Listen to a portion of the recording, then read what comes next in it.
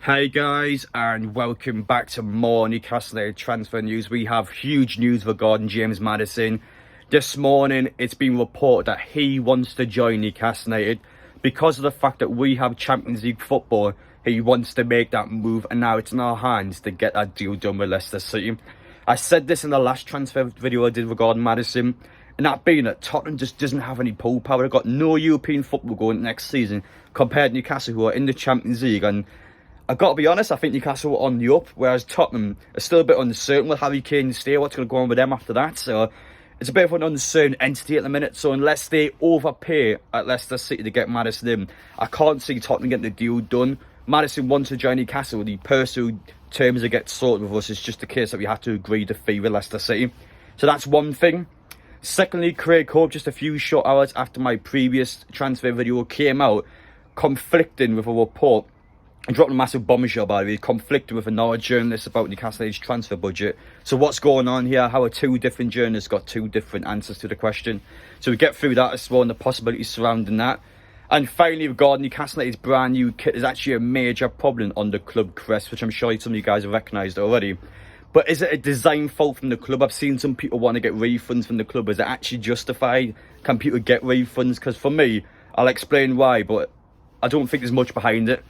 But yeah, anyway guys, if you like what you're watching and you're brand new around here, make sure to get down there, hit that subscribe button, smash the like button if you enjoy the content, and finally, make sure you let me know down in the comment section your thoughts and everything I discuss in this video. And that's it. Without further ado, it's a glorious day in Newcastle. Let's soak in the sun and let's get straight into things. Let's start this video off by talking about Newcastle United's brand new kit, because on social media, in particular, the club crest is actually getting highlighted for a big major flaw in the design of the kit itself. So I'll show you now. As you can see, Newcastle United badge there. If you look at United, the second word in the club crest, where the I is at the top, it's actually connected to the T, and it looks like a T itself. So it's actually spelled UNTTED, because essentially in the club badge they try to connect the I to the other letters so it doesn't look disjointed, but instead they put it at the top, so it's quite literally two T's.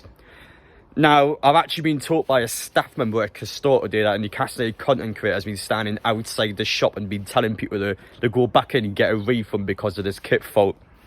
But I have to say, it's not actually a kit fault, because, well, for you guys, for example, literally go anywhere in your house now and find a retro Newcastle top, even if it's last season's shirt, every single top has the exact same kit fault on it. And now the reason behind that, mainly from my opinion anyway, is that I think the club crest is extremely outdated. So when the club crest, of course, actually came in, and when you get it stitched onto the kit, it doesn't look as apparent. Now the club crest is a lot sharper, it's a lot easier to see all the indentation on the club crest. So now it's quite obvious to actually spot a mistake. But back in the day, that would have been something that's normal, it's fine to do. And that's the major problem. I think it's just an outdated club crest. It's not actually a kit fault, or it's not actually a design flaw that's happened just on this shirt. It's happening in every single other shirt, and I think it's because it's an outdated kit. So if you guys want to get a refund on it, then so be it. But ultimately, it's not actually something that the club's done wrong. It's just how it's always been.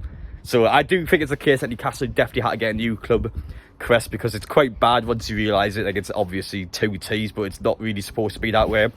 But it's not actually a fault from Castor. It's not a fault from Newcastle United. It's just how it's designed. So yeah, I just wanted to come across and say that now, just in case you guys do want to get a refund. It's just unfortunately how it is. It's not going to be a case that you can go in there and get one with the eye just like that. It's actually how it's designed. Now it's time to get through Craig Hope's exclusive article, because it's gained a lot of traction from Newcastle fans. It directly contradicts what George Corkins from The Athletic said when I mentioned it in my last video regarding the transfer budget. So just a reminder, George had said that Newcastle had initially a 100 to 150 million pounds to spend the transfer window. I have to make clear, by the way, because I didn't actually mention this in my last video, but that's just the initial fee. Let's say, for example, we sell somebody like Alan St. Maximin, we sell someone, even though it's a free sign, let's say we get rid of Jeff Fenwick, we open up the wage gap, and that's a little bit more money we can pump into transfers. That's not part of that fee, that's additional money. So that was what George had said. Craig Hope has made his exclusive article. He's came out and he's claimed that Newcastle United only have £75 million to spend, which goes up to £100 million, including player sales and whatever may do in the transfer market in regards to outgoings.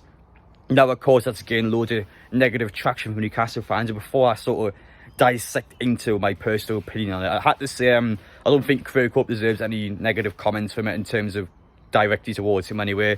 People sending him nasty stuff now. It's not nice. Obviously, he's a journalist. It's a journalist's job to receive information and for him to then publish it on his own page.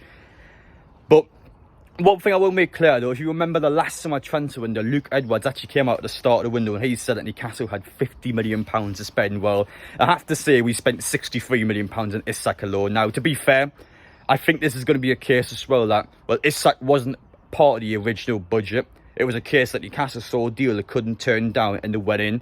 And that's the sort of thing you can expect again. Even if Newcastle have a set budget, they can actually overspend if they see a deal that they can't turn down. And that's what they done with Isak. So in the end, I think we spent probably £110 million in that window, so it was more than double what Luke Edwards had said. Now, this is the thing as well. So let's say, for argument's sake, that Craig Hope's been taught this by somebody at Newcastle. So somebody at the club has actually taught Craig, we have £75 million to spend, that is it in this window. Now, it's common sense that the club would actually come out and just lie to the media, because think about Newcastle United's perspective. Why would Newcastle tell the journalists what budget they actually have for real? If Craig Hope posts, let's say we actually have £150 million to spend, Craig Hope posts out there, all of a sudden, every single football club, every single person that works at a football club in the Premier League knows Newcastle's budget, so they will now take the piss and try and get more money out of the club. So it's in the club's best interest to actually mislead the media and to lie to journalists and just say, well, we only have this much to spend, and then they spend more because, well, opposition clubs won't be expecting it or won't be aware of how much Newcastle actually have. So do always stand by a fact that it's a chance that the club would lie, because it's in our best interest. It's not because we're nasty, it's just how football works in the transfer market. So, not that I'm saying Craig Hope's a lie, I just think his information, personally, in my opinion, I think we'll spend more than £75 million. So you can make it out whether you will. I just can't see Newcastle spending that much money. You've got to think about it. That's Newcastle's, with the exception of last January, that's Newcastle's smallest window so far.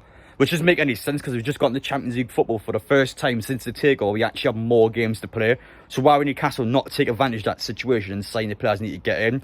I think to the likes of Eddie Howe, it's this... I mean, it's a massive disservice to him because he had such an amazing season. You wouldn't give him that much money. You would obviously give him more money to work with. Newcastle, due to the fact we're finishing the top four, due to the fact we have extra sponsors coming in the Champions League next season, we have the money to spend. We definitely have more than £75 million to spend, and I think the club will spend way more.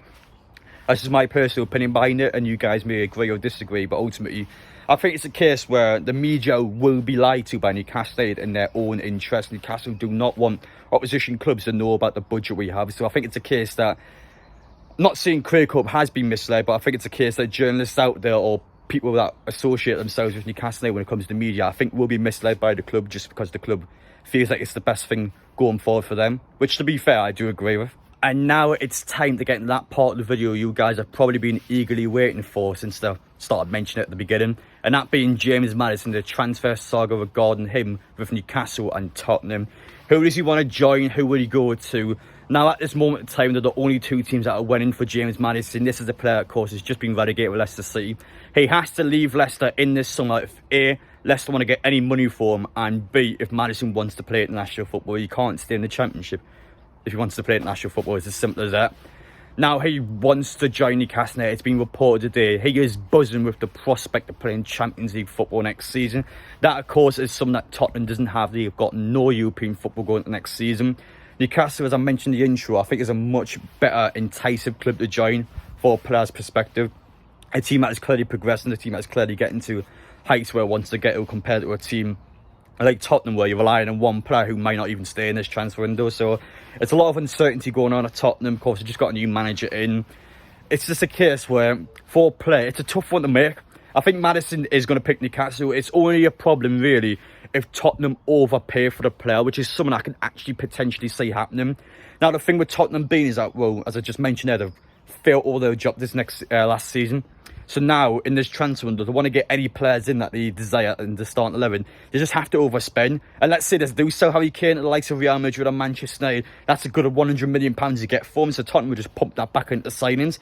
And if it's a case where Leicester City, let's say Newcastle put £40 million in, but Tottenham go, well, you know what? We'll pay an extra £10 million. We'll just get this player and we'll make sure Newcastle can't get him. Let's just do it. We'll fail it last season. Let's just buy this player for more money now and accept the season ahead. All of a sudden they put £50 million in James Maddison. That's the sort of thing I could actually see happening, because Tottenham, they haven't got any pull power, so in order to get players, they just have to overspend. It's just It's the simple transfer logic, really. And so it's a case for Newcastle where they have to agree that deal with Leicester, and Newcastle won't allow to be taken the piss out of. So Newcastle think Leicester are just mugging them up. You got to remember, so I think Leicester do want a similar amount, £50 million again this season, which, bearing in mind, they've just been relegated. Maddison has 1 year left in his contract. It's a bit cheeky, to be fair, so Newcastle will have to negotiate. They're not going to rush him for this player. And if it's a case where Tottenham overspend and get that player in, it would be Newcastle's loss short term, but long term, it will probably benefit us, because you don't want to fall into this trap where you're getting mugged off for signings. Just don't do it at all. It's not worth it. So we'll see what happens, but I think it's very good news that Maddison wants to join Newcastle. It clearly puts us in an advantage. It's just Newcastle's case now where we have to negotiate a deal with Leicester, which will take a bit of time. We'll be patient with it. I'm sure Newcastle will get the correct deals done. And as I mentioned before regarding Craig Hope's article, I think we will spend more than 75 million. For Maddison alone, you're probably paying around 40 to 50 million pounds. So that's how much I expect Newcastle to pay. Now, it's possible they might do it maybe in installments or something like that, but I think Leicester will probably want the money up front. So we'll see what happens, but that's still a long way away, yes. I just want to update you with the huge news regarding him. It's very good for us. Let's see if we can get the deal done. But anyway, guys, make sure you let me know your thoughts down below regarding everything I've said. Take care, and I will see you all in the next